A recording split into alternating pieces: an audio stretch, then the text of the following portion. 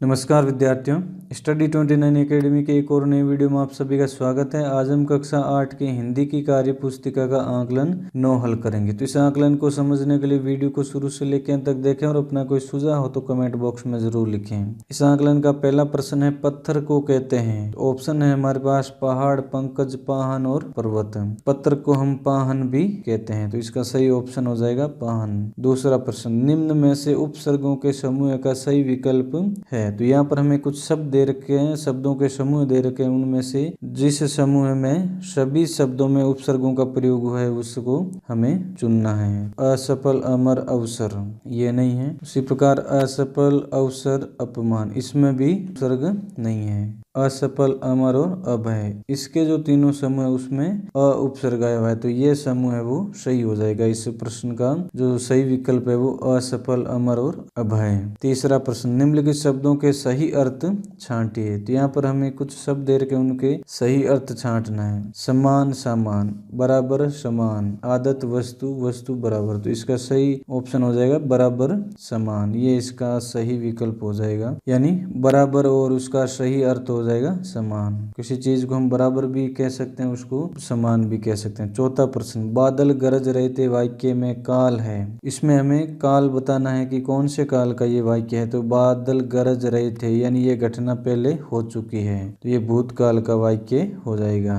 प्रश्न संख्या 5, निम्नलिखित रेखांकित शब्दों के सही विलोम शब्द द्वारा रिक्त स्थान की पूर्ति कीजिए। तो यहाँ पर हमें कुछ वाक्य दे रखे उनमें एक एक शब्द को रेखांकित किया गया है, तो उसका विलोम शब्द में रिक्त स्थान में भरना है। क में है, वीरता देश को सुदृढ़ बनाती है, तो कायरता, कायरता कमजोर। ख, व्यापार में कभी लाभ होता है तो कभी हानि, लाभ का विलोम शब्द हो जाएगा हानि। ग, एक दिन तो सबको मरना है, एक दिन तो सबको मरना ही है, चाहे राजा हो या रंक, राजा का विलोम शब्द हो जाता है रंक। घ, टिम्मी लघु का अग्रज है और कर्ण का अनुज, अग्रज का विलोम हो जाएगा अनुज।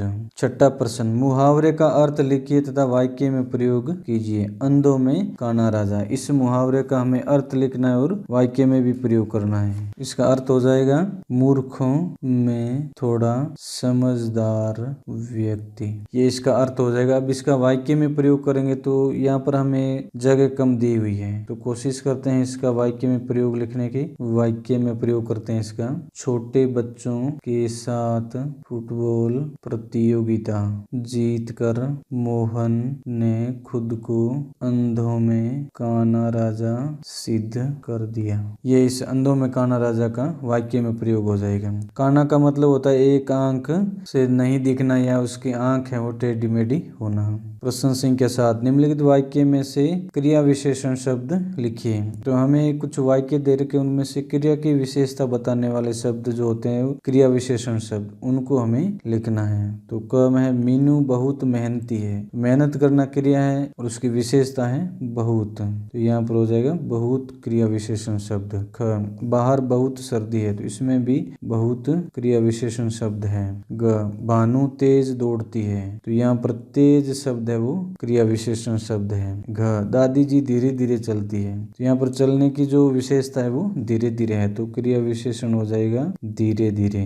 प्रश्न संख्या 8, निम्नलिखित उपसर्गों से एक एक शब्द बनाइए। यहाँ पर हमें उपसर्ग दे रखे हैं उनसे एक एक शब्द बनाना है। तो अ का तो हो जाएगा अ प्लस सफल, असफल। सु का हो जाएगा सु प्लस कुमार, सुकुमार। अव प्लस गुण, अवगुण। उप प्लस कार, उपकार।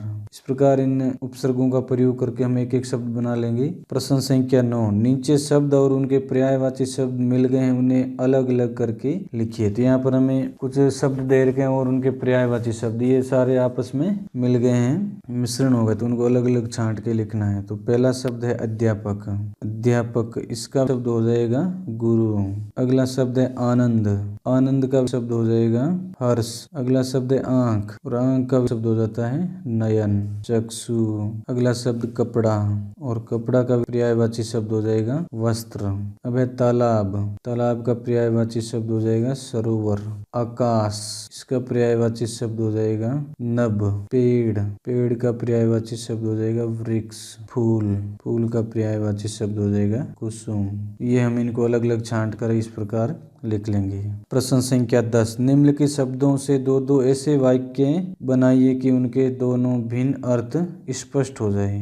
तो यहाँ पर कनक जो शब्द है इसका एक अर्थ होता है सोना और एक होता है इसका धतूरा।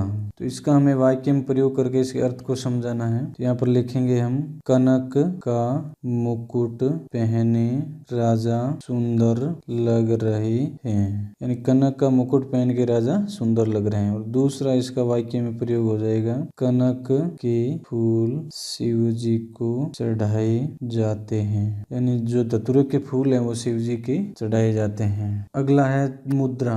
तो इसका वाक्य में प्रयोग करेंगे। मुद्रा, वैसे मुद्रा का प्रयोग करेंसी रुपये के लिए या सिक्कों के लिए भी किया जाता है और इसके अलावा जो आकृति होती है उसमें भी मुद्रा का प्रयोग होता है। तो पहला हम वाक्य लिखते हैं रुपये के लिए या करेंसी के लिए। तो यहाँ पर लिखेंगे हम, भारत की मुद्रा रुपया है। दूसरा वाक्य हो जाएगा आकृति के रूप में, नृत्य में मुद्रा का बहुत महत्व है। इस प्रकार हम दिए गए शब्दों के जो भिन्न अर्थ हैं वो हम वाक्य के आधार पर स्पष्ट कर देंगे। तो इस प्रकार इस वीडियो में हमने आकलन 9 को हल किया। अगले वीडियो में हम अगला कार्यपत्रक हल करेंगे। वीडियो अगर उपयोगी लगा हो तो इसको लाइक करें और अपने दोस्तों में शेयर करें। चैनल पर पहली बार आए तो चैनल को सब्सक्राइब कर लें और बेल आइकन भी दबा दें ताकि आने वाले वीडियो के नोटिफिकेशन आपको समय पर मिल सकें। वीडियो को पूरा देखने के लिए आपका बहुत बहुत धन्यवाद।